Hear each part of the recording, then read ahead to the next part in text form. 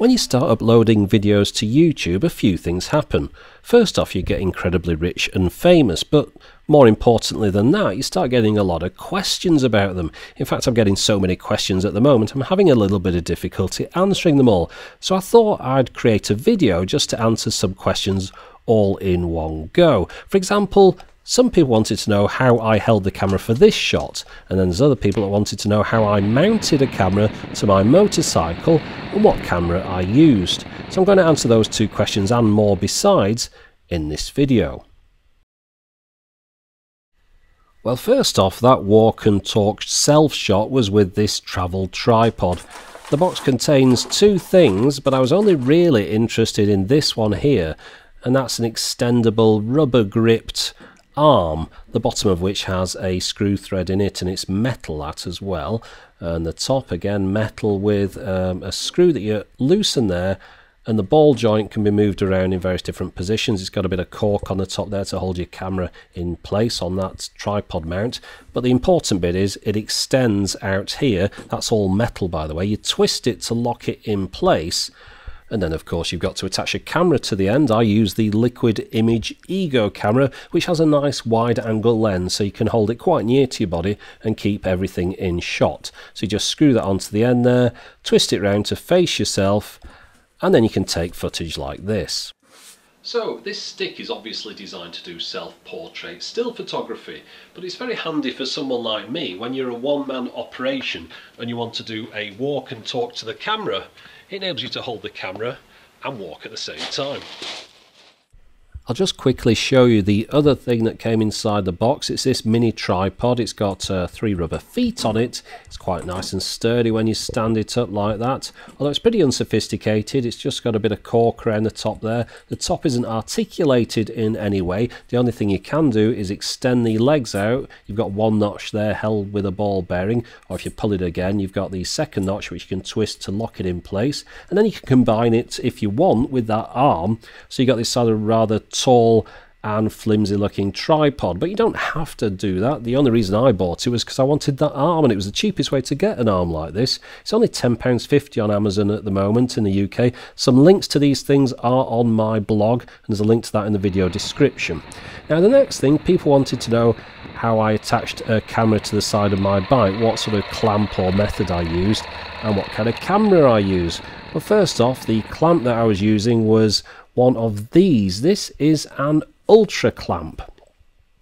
Now I don't really know who makes it, but just search for Ultra clamp, you'll find it all over the place on the internet, although sometimes you do get only half of it, so make sure you get the full thing. It's got rubberized ends there to stop it scratching anything, which is important to me with my nice new bike. I didn't want to damage anything. It's also called a window clamp in some places, and you could of course therefore clamp it to a window. It's got a load of uses, this thing. I've used it for quite a few things now, and I found it very well made. If you unscrew that end bit there, it goes all floppy. You can see the ball bearing there, or plastic sort of joint I suppose, so I can articulate that end part around. It doesn't move in every direction, but you can usually get the angle you want. If you tighten it up there, you'll see that little bit in the middle there has got some notches on it, and that means when I move it, it sort of moves into those individual notches so it doesn't slide around once I've tightened it up. It's all very well thought out. The only other thing you can do, you can twist this bit here to loosen this nut. This top part comes off. Sometimes that's available separately. It's got a little sort of thread there you can see, and a screw that pops up. The idea is when you tighten it up, and you can spin that top bit round, get it in whatever position you want, tighten it up properly, and it will stay there because that sort of bit that pops up holds itself in place. Now the way I attached it to my bike was just screwing it to this part of the frame here, and it's nice and firm once you get it tightened up. It hasn't got any dampening in it. People thought I was using some kind of dampened mount, but no, it's just very firm, and of course the dampening of the bike kept the shaking at bay. I attached the Liquid Image Ego camera again to it for the footage that I used in the video. But you don't just have to stop there. If you join that together with the arm I was using before and screw that into the tripod screw hole there, you can, well, on my bike anyway, I suppose it depends on the design of your bike, but one thing I did, I put it up here to face backwards and face me as I was driving along, and that's the footage I got for that. I was going to use that in a future video. Looks quite good, that, really. Now, the Ultra Clamp isn't that expensive for what you get. It's very solid. It's about £25 to £30. Again, links in the description. Now, the camera that I'm using to shoot my videos with at the moment is the Sony HX100V.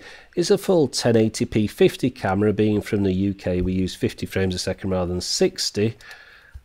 Now, the one thing that's very important to me is the articulated screen, because quite often I'm handling things whilst looking at the screen rather than at the thing itself, so I can get a nice close-up. So that's very important to me. Another thing that's important is the fact I can power it through this power socket here and keep it going for hours, because sometimes these videos take quite a long time to shoot, a lot longer than a battery would last, even though they last quite a long time. One thing I do is I put a bit of Velcro on the end of the lens cap here so I can attach it to the bottom of the camera, stop it rattling around. That's just one thing that I do when I'm out and about more than in the studio. I don't like it tapping about on the tripod though.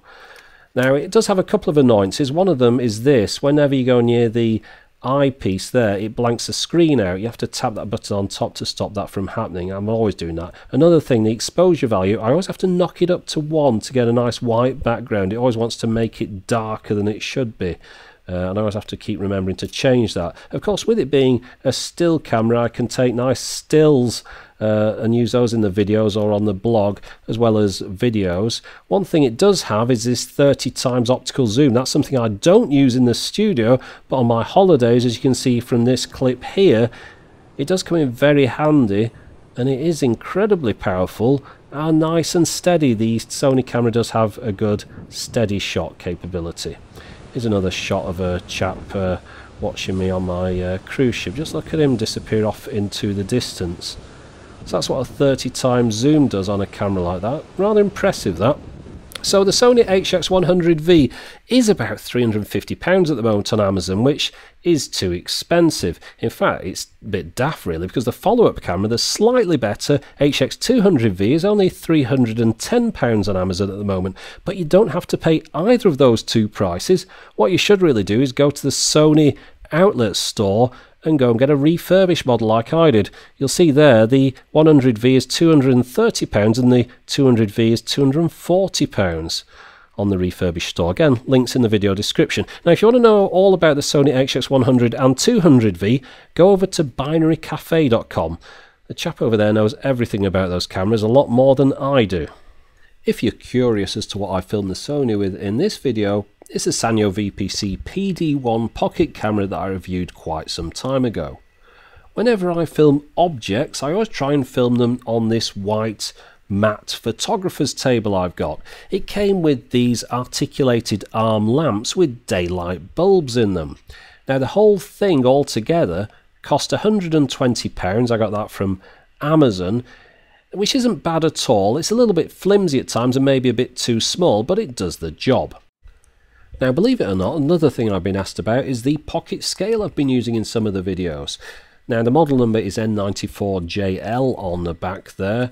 The reason I use this particular one is it's got these nice large digits on it that show up well on the camera. The fact it comes with this leatherette pouch to enable you to carry it around and do some merchandise weighing on the streets didn't really appeal to me, but it might to some people. Now, it only costs £18 this. I got this from Maplin. Now, when it comes to putting my videos together, I'm currently using this rather old MacBook. It's getting a little bit long in the tooth now. It's a 2.2 GHz Core 2 Duo with 4 GB of RAM. It's about 5 years old, and it does take a little bit too long to render out HD footage sometimes. I edit the videos together in iMovie. I've used iMovie for years and I know all its features and I like using it. Now, I think you'll agree that the videos don't look too bad. Now, a good thing about iMovie is that it's pretty cheap. It's only about £10.50, so you can't argue with that. Now, sometimes I have to convert the files before I put them in iMovie if they're a weird format, and for that I use a piece of software called FLV Crunch, which is great, and sometimes I have to trim them in length, and for that I use a piece of software called MPEG Streamclip. And whenever I have to do a video capture of what's on the screen of my MacBook, I just use QuickTime's built-in screen recording function. Now, when I do the voiceovers, as I'm doing now, I use this thing here. This is a Samsung Go mic, not Samsung, Samsung Go mic.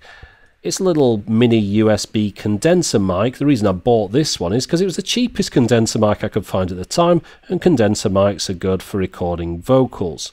And as you can see on screen at the moment, the current going price for the Samsung Go mic is about £38.